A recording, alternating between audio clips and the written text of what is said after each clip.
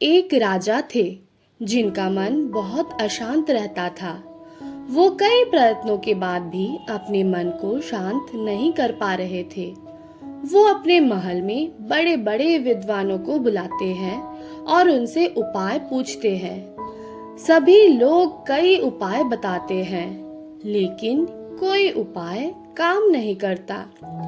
एक दिन एक व्यक्ति राजा के पास आता है और उनसे कहता है कि आपके मन को शांत करने का उपाय मेरे पास है। राजा उस व्यक्ति की बात सुनकर बहुत खुश होते हैं और उस व्यक्ति से कहते हैं, अगर तुमने मेरा मन शांत कर दिया तो मैं तुम्हें उतना धन दूंगा जितना तुम मुझसे मांगोगे। वो व्यक्ति राजा से कहता है, आपका मन तो मैं शांत नहीं कर सकता, लेकिन एक सन्यासी है जो आपका मन शांत कर सकता है। वो कोई आम सन्यासी नहीं है, वो एक प्रसिद्ध सन्यासी है। आप उनसे एक बार जरूर मिले, वो आपकी समस्या का समाधान जरूर कर देंगे। राजा व्यक्ति से कहते हैं, कहाँ मिलेंगे ये सन्यासी? वो व्यक्ति राजा से कहता है, यहाँ से कुछ दूर जंगल में उनकी एक छोटी सी कुटिया है। राजा अपने कुछ सैनिकों के साथ उस सन्यासी के पास पहुँचते हैं। वो सन्यासी और कोई नहीं, स्वयं गौतम बुद्ध थे। राजा बुद्ध से कहते हैं, मैंने सुना है आप बहुत पहुंचे हुए सन्यासी हैं। बुद्ध राजा को अनदेखा कर देते हैं। राजा सोचते हैं कि शायद सन्यासी ने मुझे सुना नहीं। राजा फिर कहते हैं कि मैंने सुना है कि आप बहुत पहुंचे हुए सन्यासी हैं। क्या आप मेरी समस्या का समाधान कर सकते हैं? बुद्ध राजा के किसी प्रश्न का उत्तर नहीं देते और राजा मन ही मन सोचते हैं कि सन्यासी उसे कोई उत्तर क्यों नहीं दे रहे। अब राजा सीधे मुद्दे की बात पर आते हैं। राजा पूछते हैं, क्या आप मेरे मन को शांत कर सकते हैं? भगवान बुद्ध मुस्कुराते हुए कहते हैं, तुम्हारा मन अशांत क्यों है? राजा कहते हैं, वैसे तो मेरे पास किसी चीज की कोई कमी नहीं है। धन मेरे पास इतना है कि जिसकी कोई कमी नहीं है। सभी सुख सुविधाएं हैं। लोगों के मन में मेरे लिए आदर है। मैंने बहुत सारे दान पुण्य भी किए, पर एक चीज की कमी है, मेरे अंदर मेरा मन अशांत रहता है।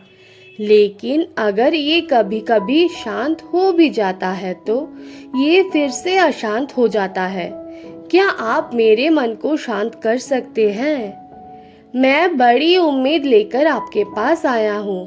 बाकी तो मैंने सारे उपाय कर लिए, बस आप ही मेरी अंतिम आशा हो। भगवान बुद्ध उस राजा से कहते हैं, बिल्कुल, मैं तुम्हारे मन को शांत कर सकता हूँ।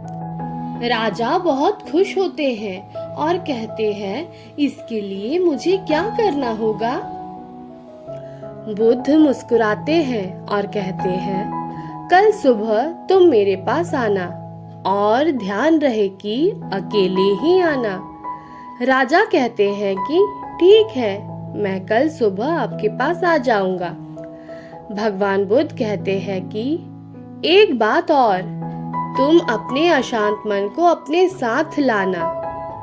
राजा चौंक जाते हैं और अपने मन में सोचते हैं कि ये क्या कहा सन्यासी ने, और बुद्ध से कहता है, आपने क्या कहा? एक बार फिर से कहिए।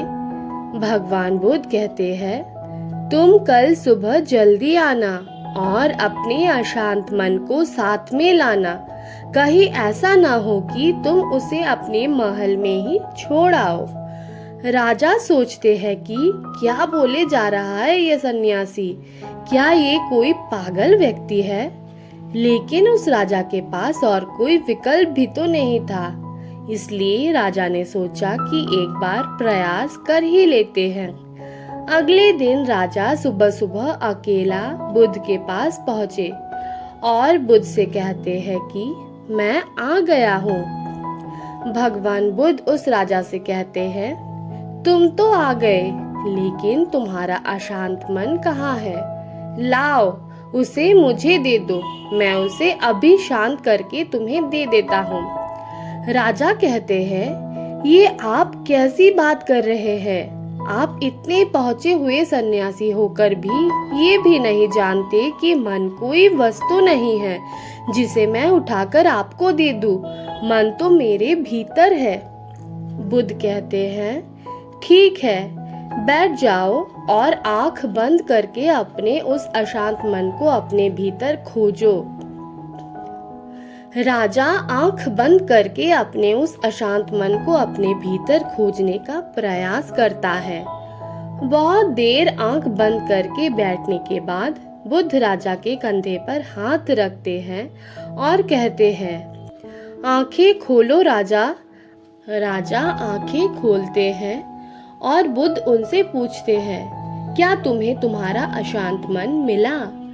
राजा कहते हैं, नहीं।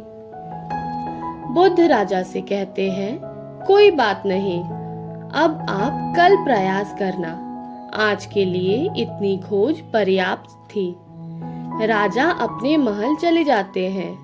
फिर अगले दिन राजा फिर भगवान बुद्ध के पास आते हैं और वैसा ही करते हैं जैसा कल बुद्ध ने बताया था।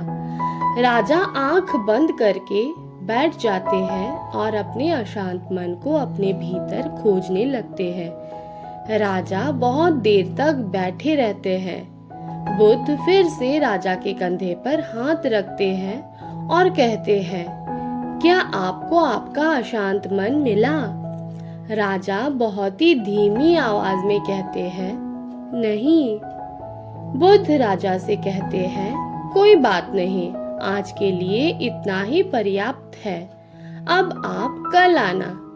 वो राजा अगले दिन फिर बुद्ध के पास आए और फिर वैसा ही करते हैं जैसे अभी पिछले 2 दिनों से कर रहे थे। इस बार बुद्ध राजा के कंधे पर हाथ नहीं रखते। उनकी आंखें नहीं खुलती। वो राजा बस अपनी आंखें बंद करके बैठे रहते हैं। बहुत समय बीत जाता है। बुद्ध राजा के पास ही बैठे रहते हैं। पूरा दिन बीत जाता है, पूरी रात बीत जाती, लेकिन राजा अपने अशांत मन को ढूंढ रहे थे। अगले दिन राजा की आंखें खुलती है और जैसे ही राजा की आंखें खुलती है, वो अपने सिर को बुद्ध के चरणों में रख देते हैं और कहते हैं कि मुझे मेरा अशांत मन तो नहीं मिला है, लेकिन वो शांति जरूर मिल गई जिसकी तलाश में अभी तक भटक रहा था। कहानी से सीख। दोस्तों, उस राजा की तरह हम भी अपने अशांत मन की शांति को कहीं बाहर खोज रहे होते हैं, जबकि वो शांति कहीं बाहर नहीं, अपने भीतर ही होती है। जरूरत है तो उसे अपने अंदर खोजने की और उसका समाधान करने की।